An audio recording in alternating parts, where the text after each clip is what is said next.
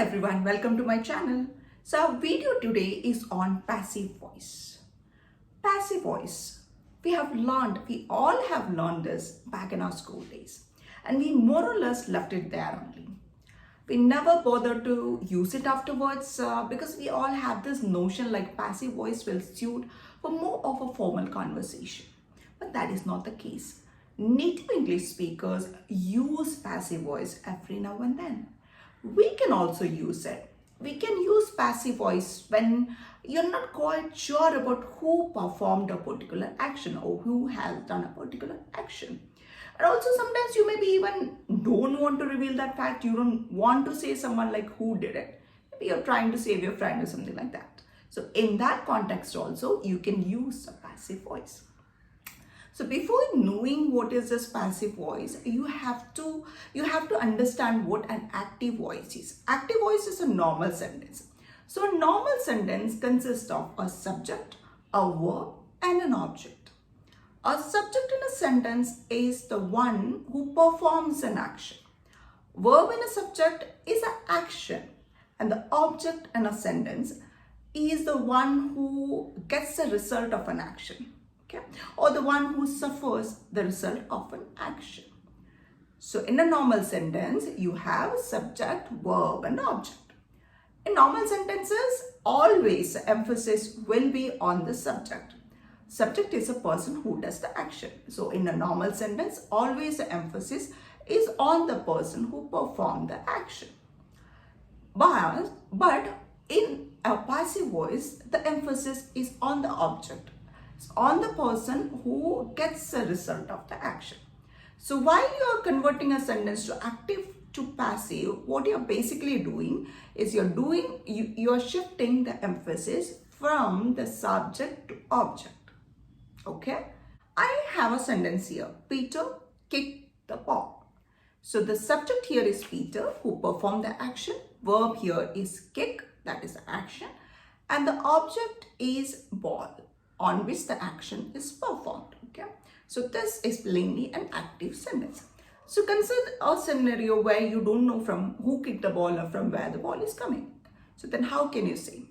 Peter kicked the ball. Peter is a subject, kicked is a verb, and ball is the object. So we have to start with the object, the ball. How will you say? So I have a sentence here, Peter kicked the ball. This is an active sentence. Peter is a subject, kicked is a verb. The ball in which the action is performed is the object here. So consider the scenario where I am not sure who kicked the ball or from where the ball is coming. So I can use the passive voice there. How can I say? What is the object here? Peter kicked the ball. Object is the ball. So I start the sentence with the ball. The ball was kicked. You can either drop by someone. You don't really know the person. So you can either use by someone or simply you can say the ball was kicked. Okay. This is how you convert an active sentence to a passive sentence. Now what is the form here? The form we use is auxiliary verb, was, plus kicked. Kicked is the third form of the verb. So to convert an active to passive, what form you use? You use auxiliary verb plus V3 of third form of the verb. Clear for you this much? Okay. Now we will learn how we will convert different tenses into passive voices. Different tenses of active sentences into passive voices. So okay, let's start with simple present tense. Simple present tense are those in which the verb has an S or ES. Like the sentence over here, Mia teaches Sony. Mia teaches Sony. This is a simple present tense. So in sentences like this, simple present tense, where the verb has an S or ES, you use it's simple present. So the helping verb will be am, are, or is. So you use am, are, or is / third form of the verb. So Mia teaches Sony. That is the active sentence. Mia teaches Sony is active sentence. What will be the passive of that? So let's find out what is the object here. Sony. Sony is taught by Mia. Sony is taught by Mia. What did we do over here? We took the object, Sony, and is thought that as it is a simple present tense, we use the helping verb is. Is thought. Thought is a V3 of the verb by the subject. What was the subject? Mia. So Sony is thought by Mia. Alright. Now we have present continuous tense. So present continuous tense is a tense which have am, is, or are plus ing form of the verb. So sentence of this sort, like they are sending me to London. They are sending me to London. So the same like in simple present, your helping verb will be are, or is. So as it is a continuous tense, you use been also. As it is continuous tense, you use what? Been. So is, are plus been plus the third form of the verb. That will be a format here. So they are sending me to London. I is the object, okay? I am being sent to London. I am being sent to London, okay? So now we will see past tense. Past tense, you have helping verb was or were. So the format will be was or were plus third form of the verb. Like example sentence I have is, we invited John to the event. We invited John to the event. The subject is we, invited is the verb, object is John. So passive will be was or were plus ed form, third form of the verb. So how will we form that? John is object. John was invited to the event. John was invited to the event. Okay. Now we have present past continuous tense. So in past tense, what are the helping verb? Was or were. Okay. As it is the continuous, you use been also. Just as in present continuous tense, you use been also plus the V3. So what will be the format? Was or were plus been plus V3 of the verb. So Daniel was washing car when I got home. Daniel was washing car when I got home. So Daniel is the subject, was washing car. Washing was the verb and car is the object. So how will I turn that to the passive tense? Obviously object. I derive the object, the car.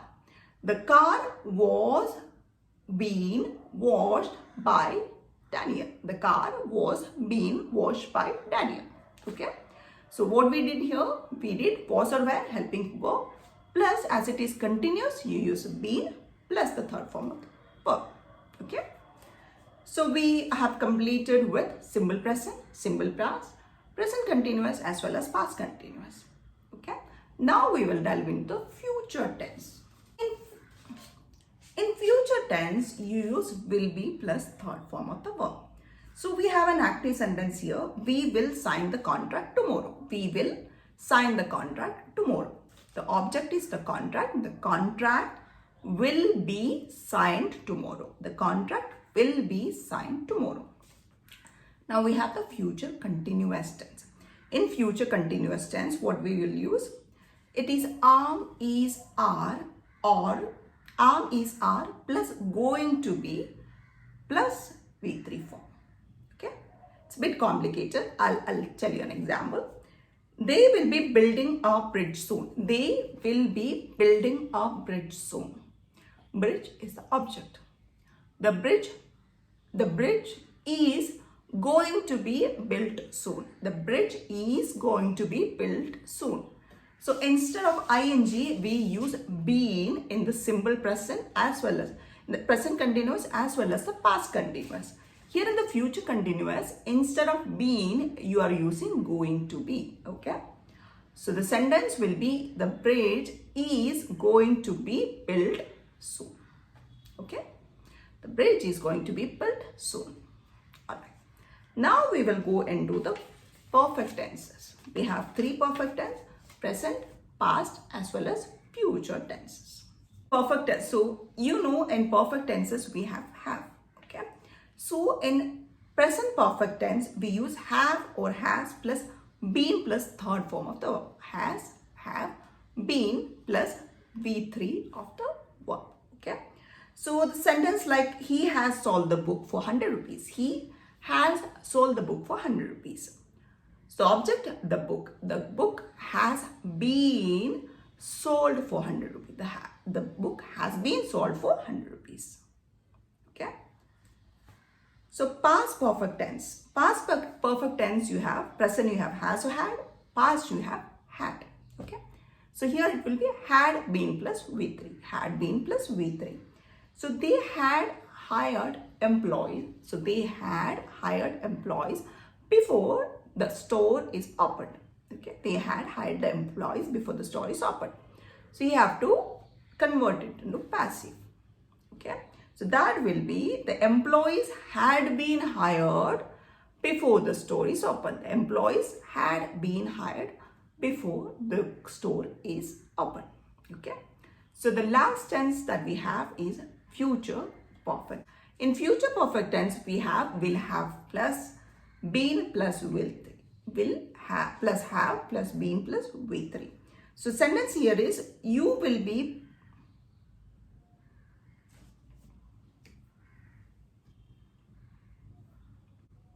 So in future perfect tense, you have will plus have plus been plus V3. Okay. The sentence will be you will have purchased a new car or you will have bought a new car. Okay. So when you convert it to passive, a new car will have been bought by you. Okay. A new car will have been bought by you. Alright. So we have done with all these tenses. Now you will be asking me, you said you will teach us English, right? And you are teaching us all these complicated kind of forms, this, that and all. Do you expect us to learn all these things, by heart all these things and learn? I am not. I am not asking you to do that. The later part of all these tenses, when it comes to perfect tense and future tense and all, a bit complicated, I know, especially when you're starting to learn English. So I'm not asking you to by heart when you're taking your baby steps into English, okay? So all I was doing is telling you these sort of stuff also exist. These tenses also have active and passive voices, but just leave it there. We'll stick to the simpler version of the passive voices, okay? So now what we will do, we will take some sentences and together we follow a certain steps and convert them from active to passive. The first sentence that I have here is my neighbor's car was stolen. My neighbor's car was stolen by someone. Okay. So the first, when you get a sentence and you have to convert into passive, what you have to see is the object. So in the sentence, what is the object? My neighbor's car was stolen by somebody. My neighbor's car. Derive that object from the verb. So someone stole my neighbor's car. The object is my neighbor's car. You take it down. My neighbor's car. Stolen. Stolen is past. So what we will do? Was or were. Okay. Car is singular. So you write was. My neighbor's car was. Then the V3 of the verb. Steal, stolen, stole. Stolen by someone. My neighbor's car was stolen by someone. That is the passive of the sentence that we had. So let's go to the next sentence. We made a lot of friends in school. That's true. We made a lot of friends in school. Now the problem here is we have to convert that into passive. Okay. So our subject here is we and the object is lots of friends. So we take that out. Lots of friends. You write it down. Lots of friends. And it is past. Lots of friends are plural. So lots of friends were made in school. You can either use by us or you can just omit it. The sentence is as good as. So we'll write a lot of friends were made in school. Okay. I think I have a couple of more sentences. No, I'm done with sentence. No, I have a sentence. Okay. The last sentence is he built the house for his family. He built the house for his family. Okay. So the object here is the house. The house is the object here. The house was built his family, or the house was built by him for his family. Okay, so this is how you convert an active sentence to a passive one. Follow this step. First, you get a sentence, identify subject, verb, and object, take out the object, write the object down, and then see which tense it is. Okay, and then follow the rule. If it is present tense, then you use am, is, or are plus the V3. Helping verb plus V3 is a general form of your passive voices. I will link all this in the description box. You can just go through all these rules and all. Okay, just go through it by heart it.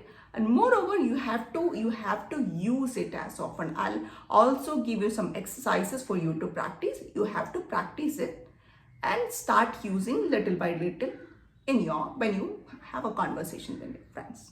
You will be fine. Okay, so I hope this video and this lesson has been helpful for you. Okay, if that was the case, please do like and subscribe to this channel. That's all for you guys. I will definitely be coming back with another interesting lesson. That's all for today. Bye guys. Take care.